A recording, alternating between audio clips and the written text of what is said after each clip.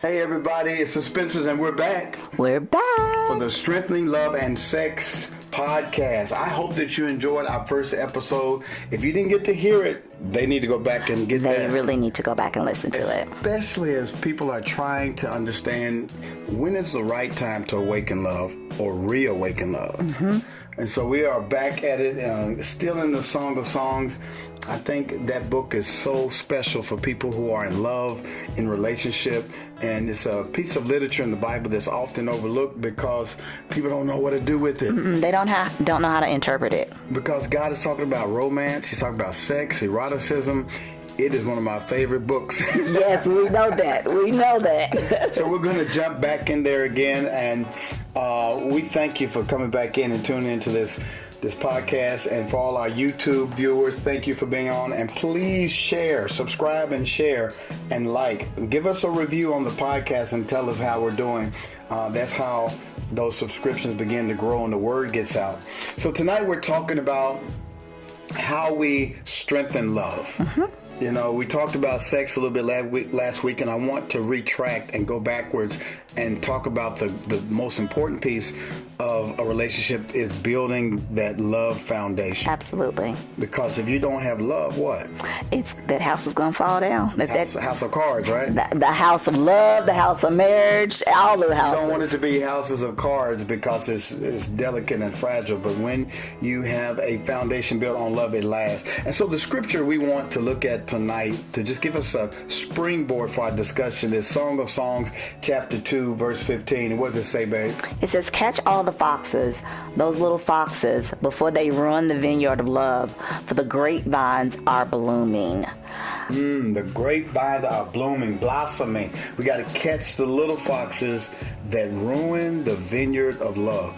That's such a power-packed piece of scripture because for me, it's the little foxes that are most dangerous. Absolutely. We want to look out for the big dogs and the wolves and the bears and the lions, but it's the little bitty foxes. Yes. And the reason the writer talks about foxes is because they cause a lot of damage in agriculture. Mm-hmm. They can go through your vineyard and wreak havoc on the vines. You're coming expecting a harvest, and your grapes are all smushed and the vines are all destroyed because of these little foxes that get in.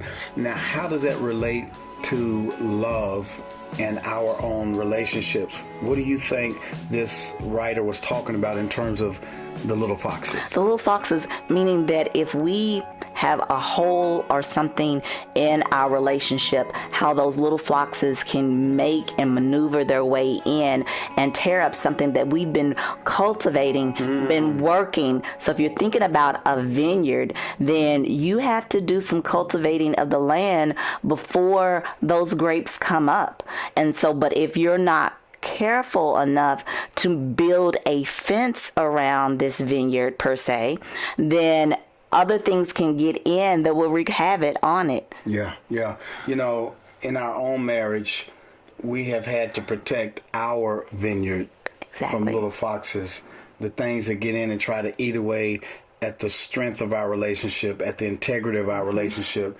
And I think as we study this particular piece of scripture tonight, the lover in this story, I think she was probably speaking poetically about their relationship rather than about literal foxes and vineyards. And foxes were noted for their destructive tendencies in crops and fields. So her reference to these animals probably suggested metaphorically some problems in their relationship. And so what are some of those little foxes? Perhaps it's the fox of uncontrolled desire, which drives a wedge of guilt between a couple.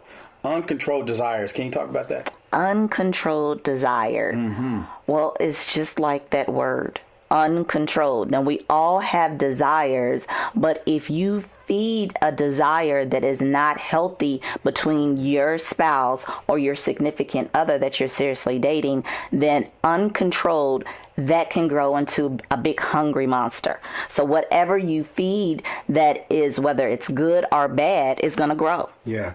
And it's okay to have desires. Absolutely. We have to figure out in a marriage, how do we communicate what it is we want? And can we mutually agree upon acting on that desire? Not every desire is going to get acted on. But the beautiful part of a marriage is that you can actually talk about what you want. Yes. What you desire, what you like to do, because sometimes we get in this rut, we get into the same old routines of like, we're going to lay here with missionary, we're going to cut the light off, and you got your gown hiked up halfway, and it's just boring. But then you have these desires, like when we were younger, we used to be more adventurous. We go out in a car and go on dates and make out, and now we come home and go straight to the couch and pick up the newspaper or cut on the TV.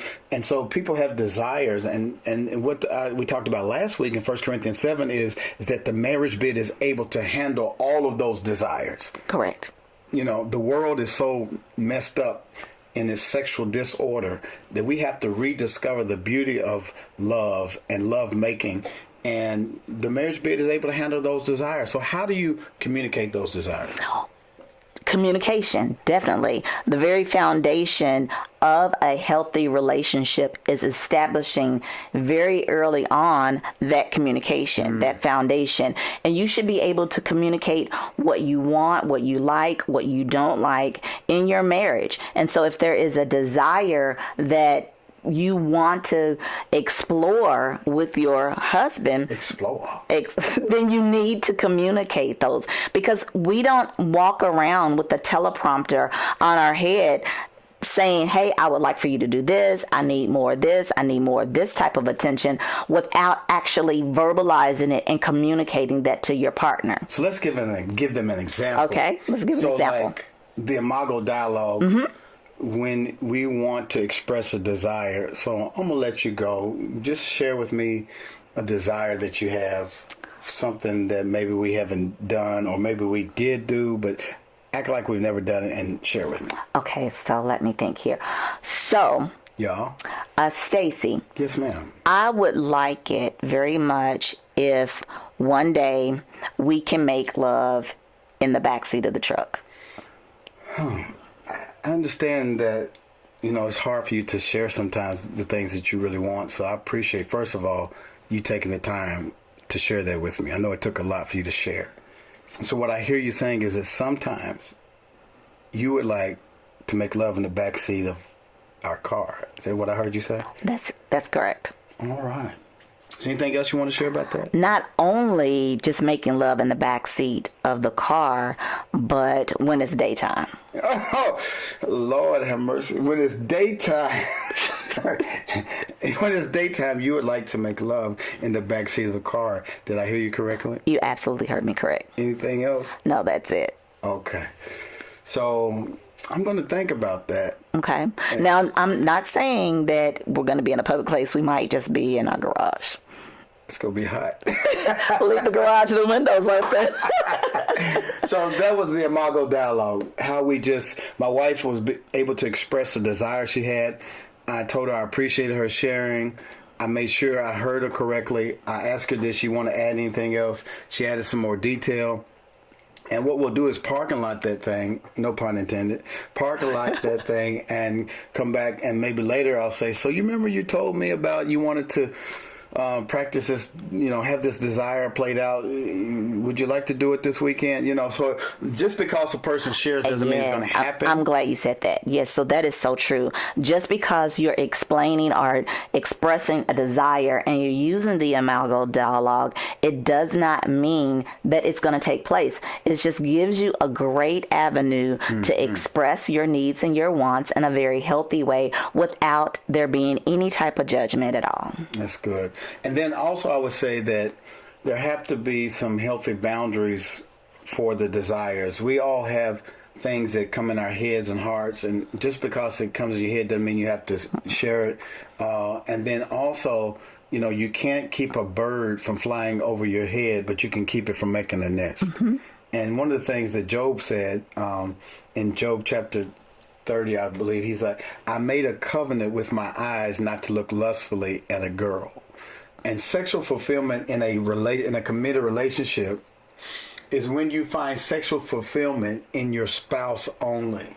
And for Job, he said, I made a covenant with my eyes. Job precluded Jesus when Jesus said, you've heard that you should not commit adultery. Mm-hmm. But I say unto you, he who looks lustfully at a woman has already committed adultery. So Jesus raises the standard of adultery. Why? Because he wants us to have some integrity in our relationships.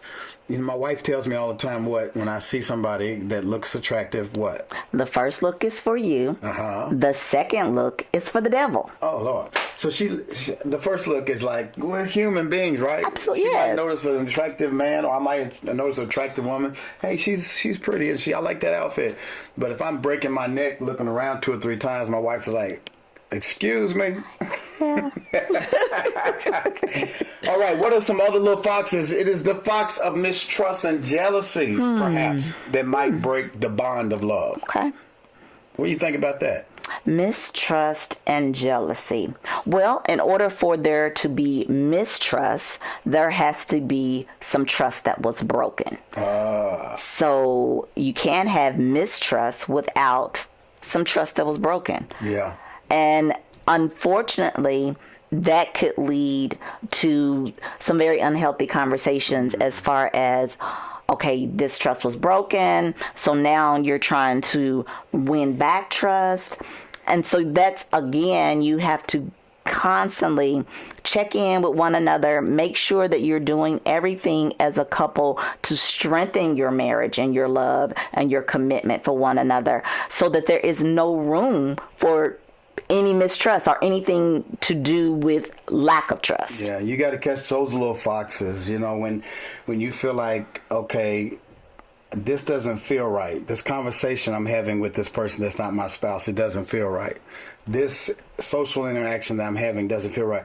And if you catch that fox early, you can save a lot of damage from your relationship. I love watching The Chi. We watched The Chi the other night, and I forgot the guy's name that works at the restaurant, and he goes with Keisha. Emmett, yes, thank you. So Emmett and his wife, they divorced. She moves in with somebody else, and he's left and falls back in love with the first girlfriend he ever had, and they move in together, and the ex comes in, and she's upset because her and the other girl were friends. Mm-hmm.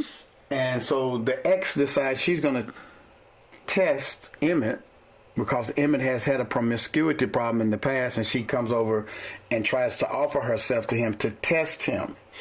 And Emmett turns down her advancements because he says, I'm a changed man. I'm committed. And the one thing she said was, so now you're loyal to her, but you couldn't be loyal to me. That trust factor has to be built up. Trust is the foundation of any relationship. Would you agree? Oh, absolutely. And when a man breaks trust with a woman, is it possible to get it back? It is possible to get it back, but remember that it takes time, because the unbroken relationship or atmosphere that happened for the mistrust didn't take place overnight. Mm-hmm. So there had to have been something that was building, and then the break happened. And so in order to fix that tear or that break, not talking about using glue or tape or anything, it takes time. Yeah. You know, Jesus talked about showing the fruits of repentance. It's not enough to say, I'm sorry. Mm-mm. You know, I'm sorry I hurt you. I'm sorry I cheated on you. I'm sorry.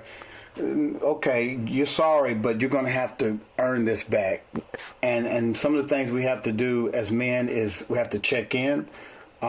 Somebody put on TikTok the other day, they said it's amazing that when you're in a relationship, you get to touch each other's private parts, but you can't touch each other's phones because it's private. Wow. So when you're in a committed relationship where there's open and transparency, open communication, you should be able to look at each other's phones. Yes, absolutely. And for a time, you're going to have to do that, especially if you've broken trust. I might need to look and see who you've been talking to, or vice versa, so that I can have assurance that you're not talking about it. But in a healthy relationship, there is trust and there's no jealousy. Jealousy is that green-eyed monster that is breeded out of insecurity. How can people overcome jealousy in a relationship? Overcoming jealousy in a relationship is one, you got to check yourself. First, why are you being jealous over if it's another person or if it's a relationship?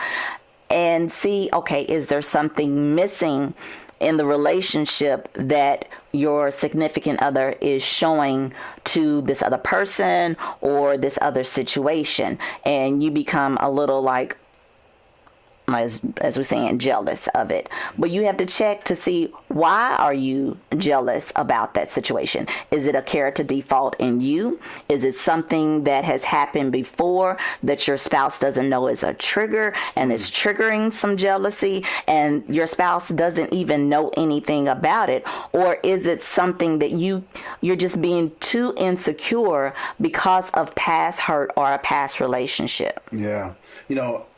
Anger kind of manifests as jealousy. When you agree? Yes. And sometimes I read in this book called Smart Love by Dr. David and Jan Stoop, that sometimes anger is a person fearing a loss of something. It's fearing a loss of something, and if you've been raised in a broken household and you missed a parent being there, or a parent left the marriage, some kids suffer from a fear of abandonment, and it follows them into a relationship. Okay. And they can manifest as jealousy. Who are you talking to? Where are you going? What time you coming back? But that can wear a marriage out. That's a fox that can kill a relationship, kill a marriage, because nobody wants to be in prison. Or controlled. Right. That's not healthy. At all. And so a healthy trust believes that your spouse or your significant other is going where they say they're going. And if they're running late, it's a good excuse as to why they're late. And I'm going to give you the benefit of the doubt, innocent until proven guilty. But again, when that trust is broken, it's got to be rebuilt. Let's talk about smart love real quick. How important is it for couples to express healthy emotions, or to express the emotions that they're feeling? How important is it in a relationship? It's most important. If you can't communicate what you need and desire in a relationship, then what happened to the friendship when you first started? Or what you're feeling in that relationship. Yes. So if you're angry, or if you're sad, or if you're depressed, one of the things, and I hate this, in our own relationship, when I say, baby, what's wrong? And you say what? Nothing. There's nothing. I hate it. Men, is anybody out there that hates that when your wife says? Well, the reason for that word, of using that word, is because at that particular time, there may not be anything that is wrong that needs to come to your attention. Many times women will say nothing, and we're trying to internally work it out ourselves, because it may just be nothing. We don't want to inundate our spouses with so many fine details that they will lose the larger scope of what could potentially be something going on. But I also, as a man, I want to know when something is wrong, instead of waiting till you get historical. And that's another thing. Not hysterical. I know historical. But historical. What do I mean by historical? Historical meaning going all the way back and bringing stuff up and fit it into that situation when it doesn't apply. But again, if that foundation is already built there for communication, or you're building toward new communication, because communication needs to change as your relationship continues to evolve for the better, then there should be space enough in the relationship to let the other person sit with themselves for a minute. I like that. To regroup, and then come back and say, hey, I know you asked me earlier if something was going on, and I told you nothing. This is what was going on, and this is why I decided to use the word nothing. Can we agree that it would probably be more constructive if a person were to ask what's wrong, or is anything going on? They could say, I'm still processing my feelings. Can I get back with you a little bit later?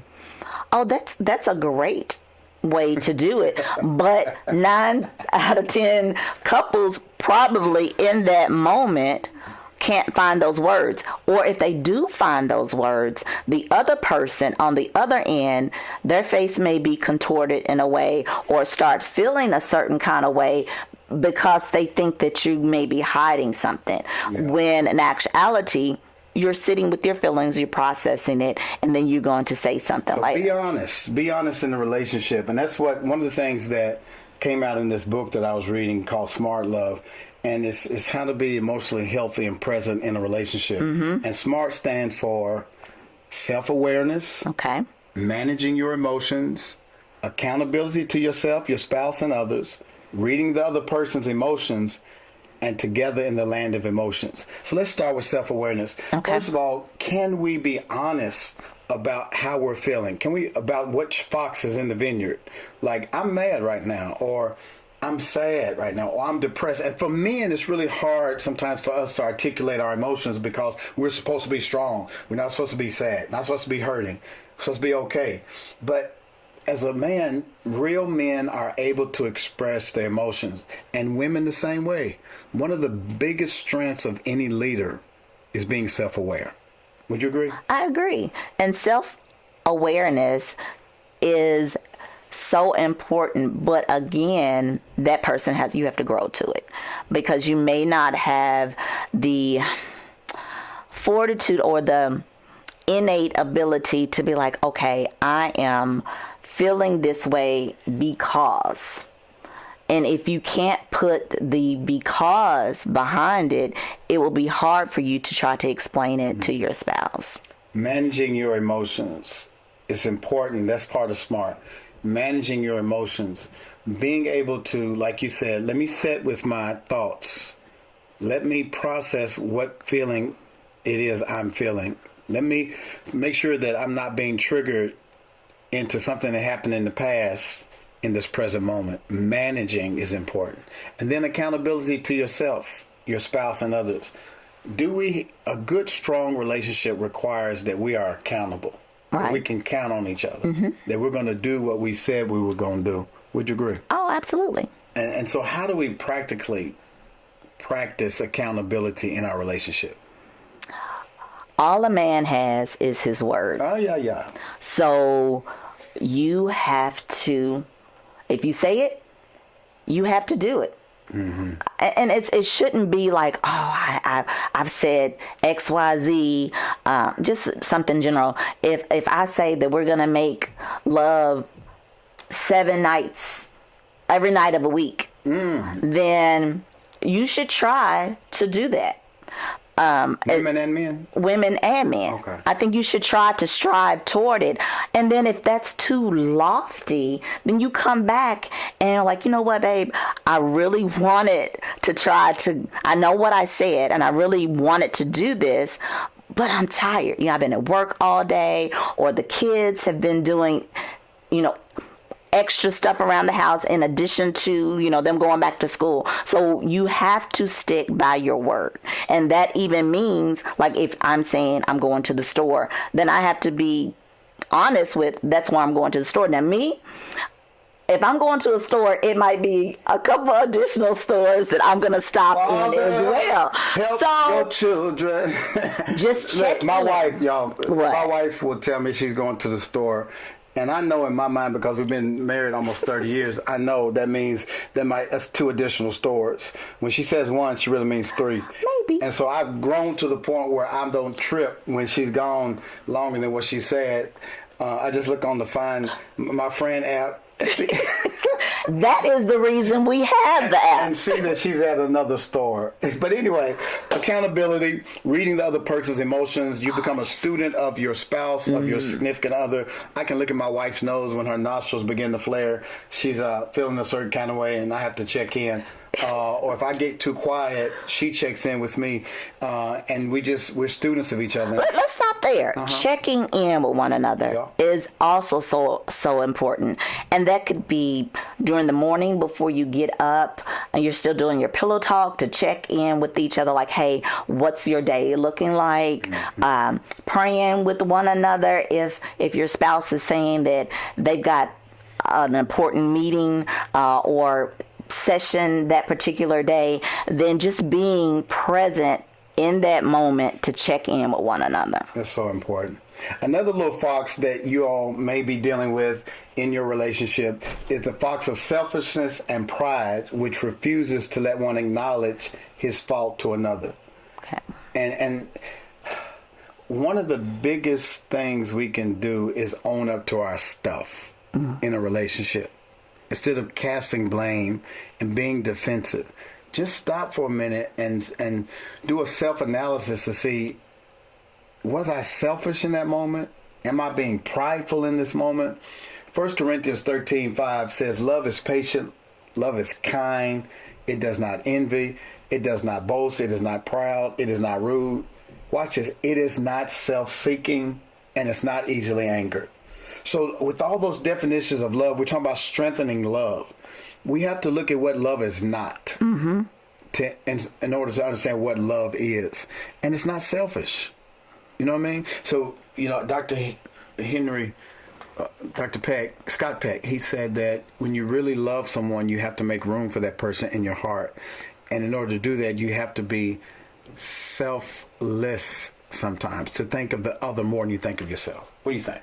Oh, I agree. We all have so much going on in our day. It's the busyness of life, but we have to carve out a significant amount of time for one another. Mm-hmm. We don't want our spouses to be on that to-do list that we've put everything on for work, for school, for children, for all the groups that we're involved in. So we have to make sure we carve out that time daily, whether that's in the morning, when we're checking in the afternoon, when you're checking in, if you're able to grab lunch a couple times a week or once a week, you have to make sure that you're making time for your spouse. And it's important in a disagreement or an offense to stop and look at what your role is. We're so quick to look at the other person. They got a speck in their eye and you got a log in yours. Jesus said, how can you get the log beam out of your eye before you get the speck out of your friend's eye?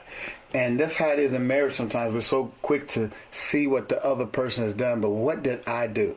And as men, I've learned that sometimes when you win an argument, you really lose. We try to see who's most logical. My logic is superior. So explain that. When you win an argument, you actually lose. Because you're battling trying to see who's going to be right. Okay.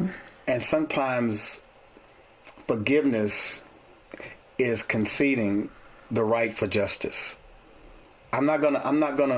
Sometimes in standing up for what's right, what is logical, I ruin the relationship. Whereas if I just said, you know what, I'm going to concede on this one. You're right. I'm sorry. I should have, I will use an example. I'll be transparent. We love watching TV shows together. That's what we do. We got our certain shows like The Chi. Yes. And some other shows that we like watching. And the other day my wife asked me, she said, I noticed on the DVR that you already watched the episode without me?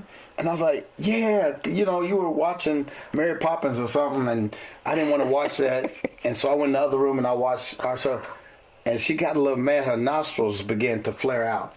And I said, oh, she mad, man. She mad. I said, baby, I was just watching the show. We get... And she got... You was hot. And tell them what I said. You tell her what you said. No, you're telling the story. No, you tell her. I told him it wasn't about watching the show. It was the principle of you thought it was okay, although it was very insignificant, that you thought it was okay to watch the show without me. Y'all hear? She's still mad. She's still mad. I'm not mad. I can watch all that, man. That's a real thing. It's a real thing. Couples do that. They watch TV shows. They got their TV shows that they watch together. And I came back and I said, baby, you're right. I should have waited on you. It will not happen again. I apologize. And inside of my head, I was like, this is a book. Why is she mad over a TV show? But the other side, the empathetic side of me said she wanted to spend time with her husband. This is our thing, not my thing. And so I had to check myself Okay. And say, that's wrong, and to have empathy for how you felt. So I apologize again, baby. and it's important to be understood as opposed to saying that's silly. It's just a TV show, and that further exasperates the other person, whether it's a TV show or it's what's another example? Anything else that you're supposed to be doing as a couple that's outside, that you're spending time together. Yeah. It's the principle of making sure that you have those connectivity points throughout the week, whether it's something as trivial as television, cooking together, cleaning up together, whatever it is that you guys decide as a couple. Destroying these little foxes in the vineyard requires us to be emotionally connected. Absolutely. We have to have great communication. We have to have transparency, honesty. We have to be selfless. We have to have some accountability. But there's some other things that we need to do that requires us to get rid of these foxes. And what are they? One, you have to be emotionally available for each other. Yes, there's so much going on in the world, so much that's bad. That we just kind of get consumed with. And then there are things that are, going well in the world, but we still need to be emotionally present for each other. And we also have to be emotionally responsive to each other, meaning that if I've done something that has offended my husband, have offended you, then I need to be responsive on what you're feeling and not interject my feelings and getting historical on you because of how you're feeling at that present moment. Not diminishing what that person is feeling. Exactly. It also requires us to be increasingly able not only to accept the emotions of your spouse, but to identify with them. That's where empathy comes in. To put yourselves in their shoes, to see how would I feel if that was me. And many times we don't do that because we're so quick to prove our point. But you have to be present in how that person feels, to have empathy, to put yourself in their shoes. It may be an unforgiving spirit, which will not accept the apology of another, that is a fox that's stirring up your vineyard. Have y'all ever got to the place where you were so mad, so upset, that you're like, nah, I'm not forgiving them? You're holding on to that thing. And it's like, I'm going to show them. I'm going to show them. I'm going to get back at them. And that, it just exacerbates it. It perpetuates the conflict because that's not a spiritual way to resolve an offense. And unforgiveness rewires your brain if you just keep unforgiving. It rewires it in a negative aspect because it's teaching you a new character trait. And that character trait is not a good character trait because unforgiveness leads to so many things, medically, physically, spiritually. And there are times when you have to forgive to live. Because if you're harboring unforgiveness, then that unforgiveness just continues to manifest into something bigger where there's this big molehill that you're tripping over every time. And every time you trip over it, you're like, oh, damn it. Here it is again. I thought we were past it. But you have to forgive in order to live. There's some questions starting to pop up. Okay. And one young lady wants to know, how do you forgive when somebody has hurt you more than once doing the same thing? How do you forgive when someone has done the same thing more than once? There may be something that's going on with the other person, so it warrants that conversation on, hey, this, as opposed to wagging the finger, you did this, you did this, you did this. Really having that excavating conversation on why is this continual? Because it's not a mistake when you do it again. it's done purposely. So if you're you're continuously doing the same thing over and over, what's that definition? That and expecting different results. Insanity. That's insanity. So you have to make sure that that conversation is had, and sometimes that's multiple times the conversation is had. When there's destructive patterns in a relationship, you have to pay attention to the pattern, and you have to address it. Absolutely. As you said, some excavating. Why is this happening over and over again? Because I'm not going to stick around if this is a perpetual thing that you're going to keep doing to keep injuring me. I'm not sticking around for that. But if a person is transparent and honest to say, I have an issue. I have a shopping issue. I keep buying packages and sneak them in the house and not telling you because I feel better when I buy stuff, and I recognize there's something wrong when I have to keep it a secret. If you have a friend that is not a friend of your spouse, and your spouse doesn't know about their friend, that's a problem. So you have to continue, like you said, to excavate to see why is this happening. And then I would say this too, that when there's another offense different from the one that they did before, you might have to forgive again. Sometimes even after they've done something and you forgave them, and they don't repeat the process, but you still mad. Yes. You got to forgive again. You know, Jesus was asked by one of his disciples, how many times do I have to forgive? 7 times? And Jesus said, no, 70 times 7. And so forgiveness is not for that other person. Forgiveness is for you. Yes. Ephesians 4:26 is helpful when it says, be angry and do not sin. Do not let the sun go down on your anger, and give no opportunity to the devil. When we practice unforgiveness, we leave the door open for the devil to come in and tear up our marriage, tear up our relationship. Bitterness takes root. And when there's offense that has not been reconciled, it causes the heart to grow cold, causes love to grow cold.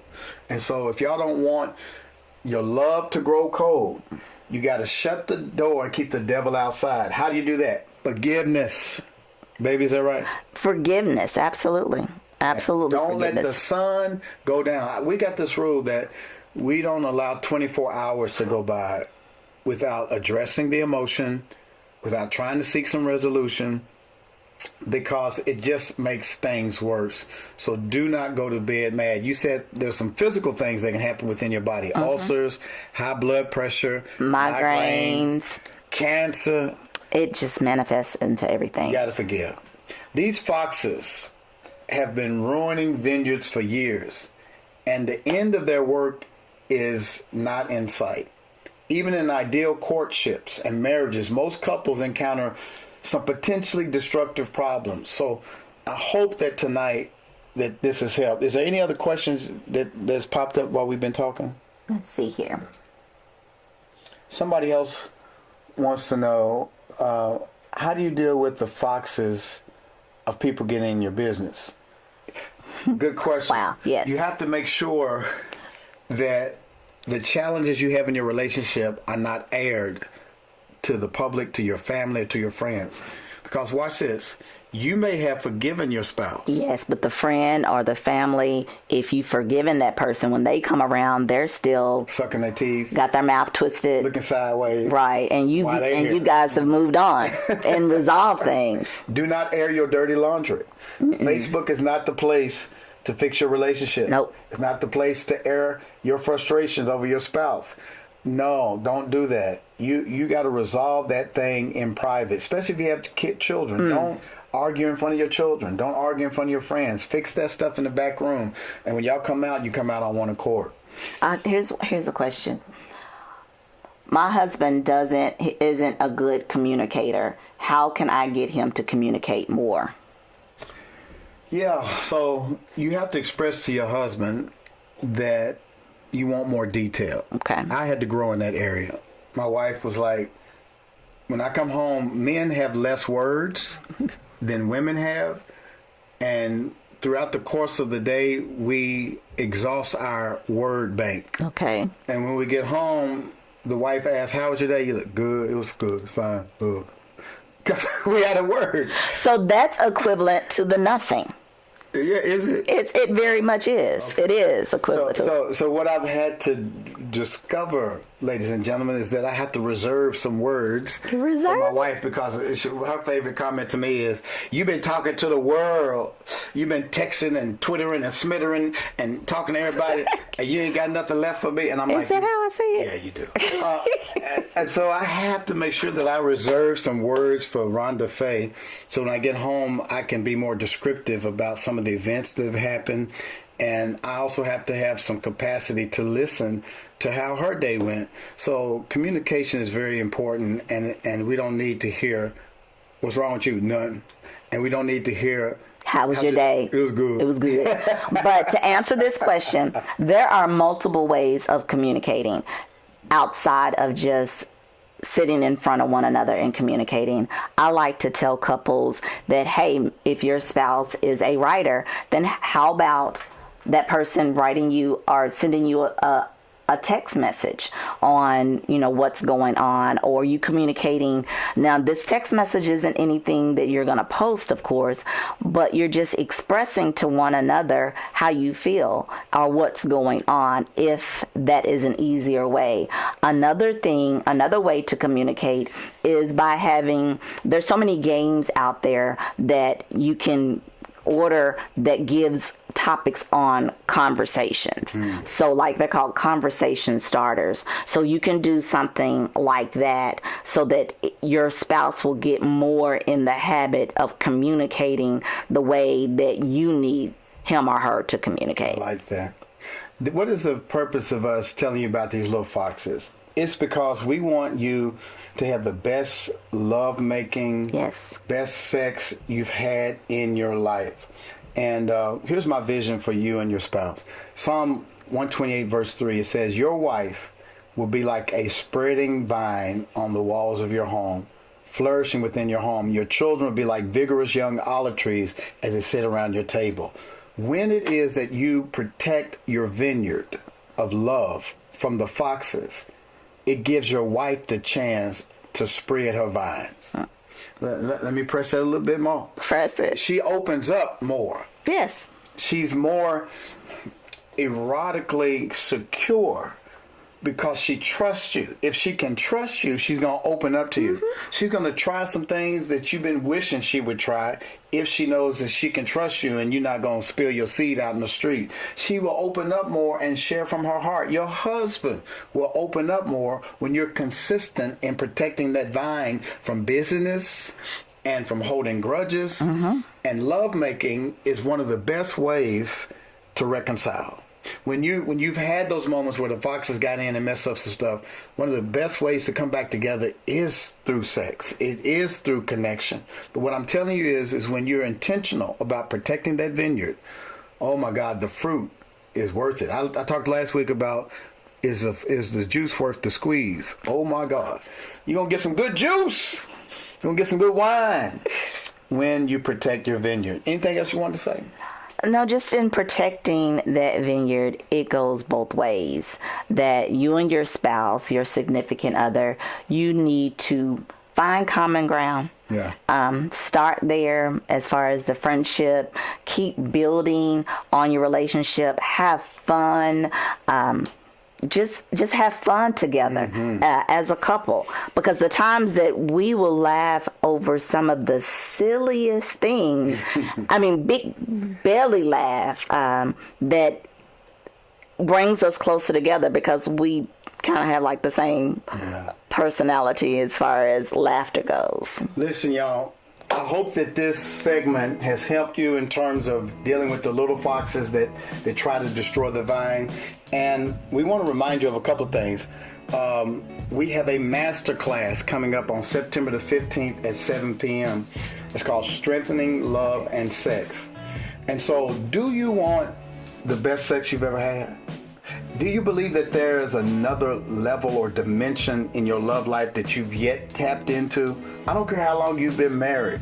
You could be in your 50s or 60s and still not have tapped into the full depths of erotic nature and passion. There's so much more to discover. So on the 15th, what can they expect? On the 15th, we're going to be talking about how to increase that communication to take it to the next level, of course.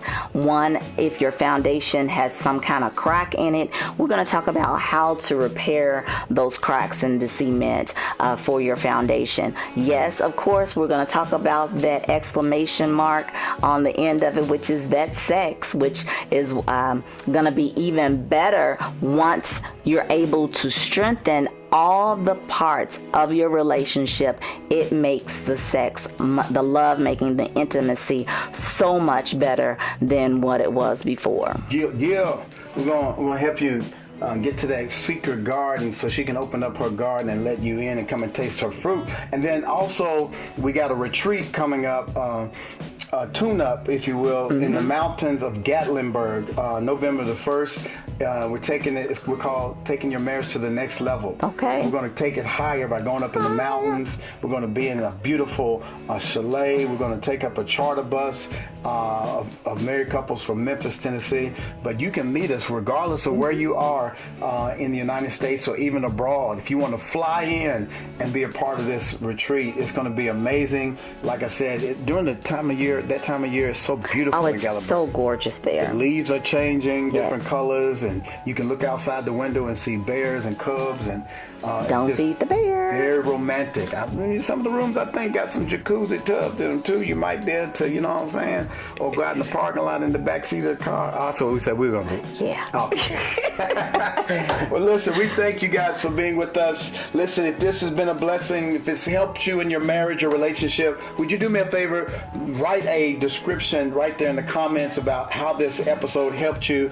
Subscribe, share it with all of your friends, copy and paste it. Text people, say, girl, you got to hear this. Miss Spencer and Mrs. Spencer they're breaking it down, and they're strengthening Love and Sex podcast. So please share with everybody you can. Please share. Please share. All right. We enjoyed you guys, and we'll see you next time. See you next time. Strengthening Love and Sex.